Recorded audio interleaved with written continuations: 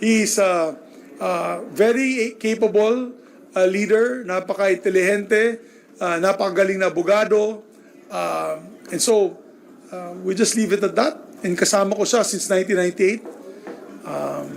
Of course, we just hope and pray, and I appeal to him that he continues to adhere to the rules and traditions of the Senate. Huwag po siya alam mo, marami kasi mga bagong senador Ang daming hinihingi mga concessions na pwede bang excuse na lang ganito, pwede bang ganito lang, pwede bang we have to, if we do that, then mawawala po ang relevance ng Senado. We have to stick to the rules and traditions of the Senate and respect this. Ang dami ng senador na matay na hanggang kamatayan nila, ito po ang panindigan nila.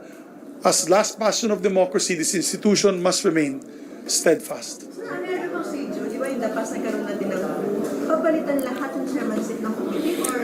Hindi naman, siguro yung unless may mga interesado, yung labing apat, 15 nila, I think kung happy na sila sa mga committees nila, hindi na po matatanggalan yan. Yung mga choice committees ng grupo namin, syempre makukuha ng grupo nila yan. I think their majority leader will be Tol Tolentino, so I wish him luck. I hope that he studies. Alam mo, medyo matindi ang trabaho ng majority floor leader. Siya po ay re-electionist. At yun, nakakagulat lang yung mga ibang kasama ni Senator Bato ay... During your presidency, have you received reports coming from the palace? Kasi, di ba, sinabi mo kanina, medyo parang may mga sunod-sunuran ba? Na gusto yata maging sunod-sunuran kayo? Well, yung nga, alam mo naman, nag-umpisa nga yan, sabi ko nga, nag-umpisa yan ng People's Initiative. Ang gusto po nila ay sumunod na lang po ang Senado. At hindi po kami papayag nun. For one shining moment, the Senate was united in our stand against People's Initiative. But after that, the attacks began. So, alam niyo naman yun. Pangalawang co-attempt na to sa akin. So, mahirap ang trabaho maging Senate President. Thank you. Any regret? No regrets. I have no regrets. I am proud. Alam mo yung text messages ko na yun, napakaganda. I just like to read the message of I just like to make special mention yung binigay na mensahe sa akin. It means a lot to me. Mayor Benji Magalong, tinext niya ako. Good afternoon, Senate President Zubiri. I was saddened by today's turn of events. You have served as Senate President with honor and dignity that they cannot take away from you. You'll always have my utmost respect. Warmest regards, Mayor Benjamin Magalong. So, ganda, di ba? Yung nakakataba ng puso. So, I'm still a senator, guys. I'm not saying goodbye. I'm not resigning from my position as senator. I'll see you guys tomorrow and the next day. I have more time with you guys, pwede tayong kumain, and whatever role that we take, our group, front and center po kayong lahat. You'll know what will happen. How many senators does the other group have? I don't know. But 14 sila. Kasi 7 kami, plus 2 in the minority, 9. 8 sino 8? Ande? Sino yung 9? Yung kasama ko si Senator JV, myself, Senator Nancy, Senator Lauren, Senator Joel, Senator Sherwin, Senator Bato, 7. Sensani, steadfast atin, 8, plus 2 minority. So, 14 sila. Sir, what would this impact on the ongoing Chacha hearing? Wala na. Goodbye, Chacha. Nag-resign na si Sunny Escudero. Si Sunny Angara, nag-resign na po siya. Wala na, we had to cancel, where it's all canceled. Alam niyo naman, si Senator Escudero, anti-Chacha. So, di ba?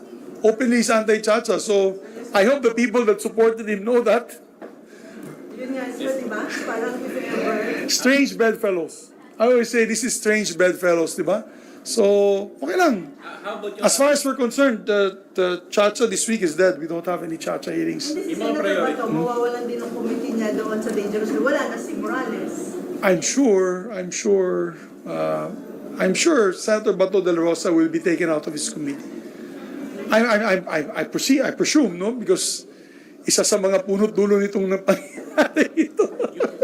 Yung ano po, SB, yung mga priority bills, yung pag-priority bills. Well, ang dami. Alam mo, kaya nga request ko sa kanila ganito. Nag-request ko kasi ang gusto po nila, pag start ng session, change leadership kagad. Ang request ko lang sa kanila, guys, can at least preside bago magkagulo-gulo, can at least preside sa third reading approval of these measures. Para my last act as Senate President ay nagtatrabaho pa rin ako. So we did it, and we thank the new leadership for allowing me to preside in the approval of these like AFASA amendments to the tax code, I think. Oh. So at least I left working, ladies and gentlemen. We're able to pass these measures. So, nag-thank you ka kay Senator Bato, naiyak siya. Saan talaga siya emotional? O nagkausap kayo about this change of leadership? I told him, saludo ako sa kanya. He stood by me. And I told him, pare, may panindigan ka. You are a man of principle. Hindi siya takot, hindi siya natatakot. At saludo ako sa kanya. Saludo talaga ako kay Senator Bato. I hope he wins again for Senator. I will campaign for him actively. I will campaign for him actively in Mindanao Pero conscious, to maximize his vote. basically yung kanyang hearing yung isa sa mga factor that basically Could- Most possibly, one of those that broke the camel's back, ika nga, aside from charter change timeline, aside from PI, aside from many other things. Sir, So, nag-reach out ka pa, nung narinig mo na may panibago na namang attempt to unseat you, nag-reach out ka dun sa ibang members ng Senate? yes, absolutely. Kaya nga may mga text message ako, full support. Next day, pasensya na lang, pare. Para kang nabigo ng girlfriend mo, no? Boyfriend mo. No? I love you, joke lang. I love you, joke pala. Pero tatanggap pa rin kayo ng committee chairmanship. Well, just a simple committee. Hindi po ako hingi na. I will not ask for any big committees. Just give me a small committee.